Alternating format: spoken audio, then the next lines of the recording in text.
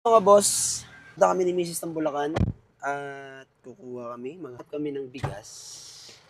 Hanap kami ng bigas sa Bulacan dahil sa ang stock nga natin ay kukunti na lang at pahirapan nga ang stock. Doon, pupunta tayo ng Bulacan at maghahanap pa tayo ng stock. Yun. Update ko lang kayo mga bossing mamaya. Ayun nga mga bossing, hinihintay ko lang aking utol. Pupunta nga kami ng Bulacan. Wait ko lang siya rito. Maya, andyan na yun mga boss. Yan mga boss, sasabiyahin na kami. Papunta na kami ng Bulacan. Kasama ko nga sis. Among cellphone lang.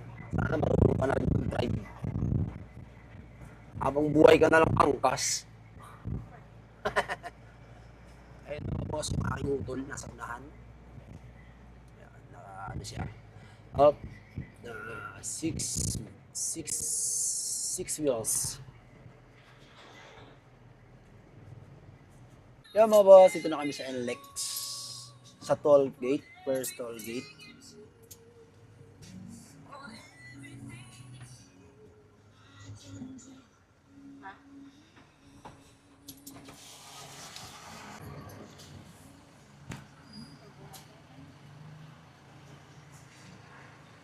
Thank you, ma'am.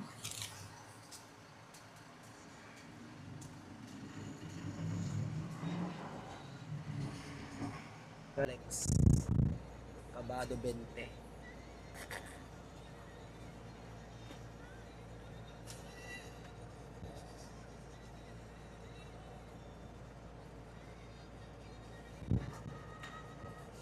Magkano binayad natin doon? 11 pesos. Oo, pabalik naman, 1916 pa masahe. Masahe tuloy. Tawag nito. 8 pesos lang ng dati yun.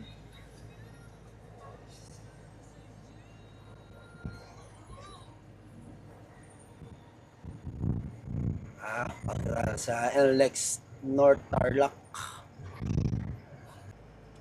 Lord. Gabayan nyo kami, Lord, sa biyahe namin ngayon. Sa aming buhay.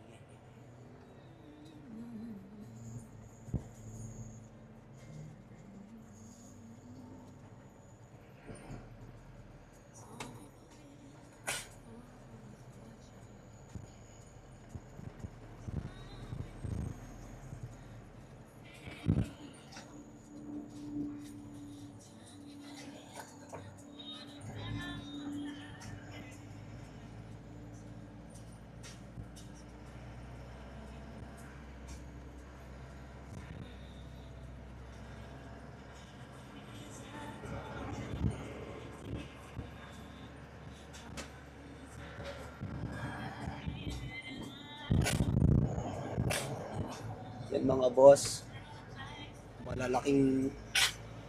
malalaking truck.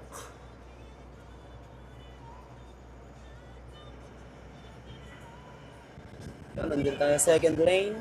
Alright. Check mo ha. Philippine pag naglalagpasan yan. 500 meters, pagkalagpas sa atin yun. 500 meters na yun, doon tayo lalagpas. Pagkalagpas, kanan na tayo dun. Yan mga bossing, dito na kami sa NLEX. Dito, takbon chill lang. Kahit konting kaba, may konting kaba. Mawawala yan. Hindi natin tanggalin yung kaba na yan.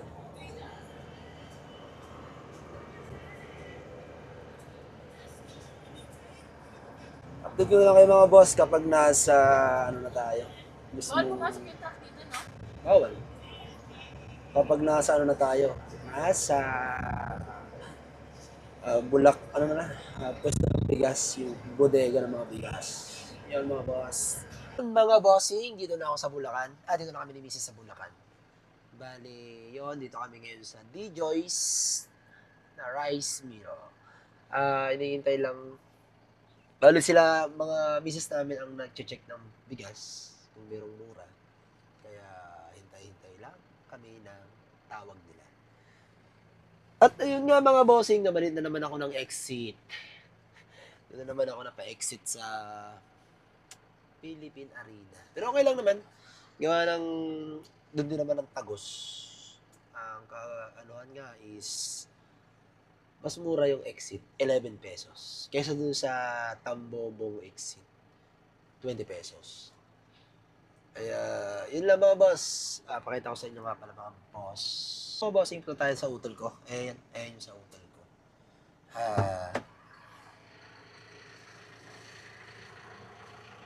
May pogi kami kasama. Napakagwapo. Kamukha niya si Christian Bautista. Pakita ko sa inyo.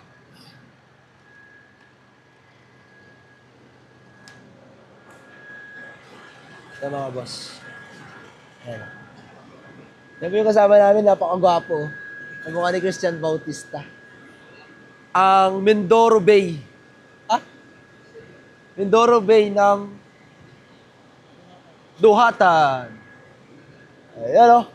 Dimple pa lang, ulam na. Mayroon ba? Eh mga bossing yung bigas. Bigas. Bigas kayo dyan. Daming bigas, oh. Mura lang. Mapapamura ka. Mapapamura ka ngayon sa mga bigas. Ay, ganda.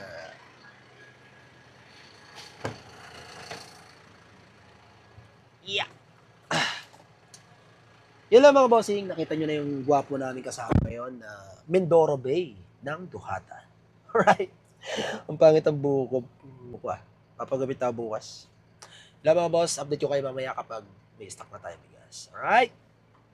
Nakakuha na kami ng bigas. Nakuha namin mga boss. Yan. Jasmine Red. Ariko! Tigil pa ako doon mamatay. Ito yung aking nakuha mga boss. Ayan. Ayan, nakuha ako.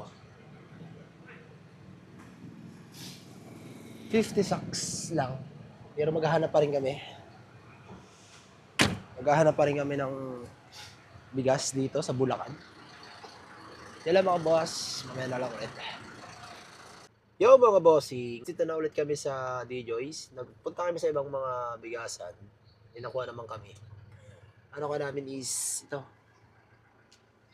Yan ang nakuha namin sa dulo. Magandang klase din local rice. Kaya bumalik kami sa D-Joys para kunin na rin namin yung mga natirang red jasmine. Red jasmine. Si Mrs. ngayon nagbabayad. At yung utol ko nandun din. Kaya mukhang mangyayari. 100 sacks lang ang kukuha namin.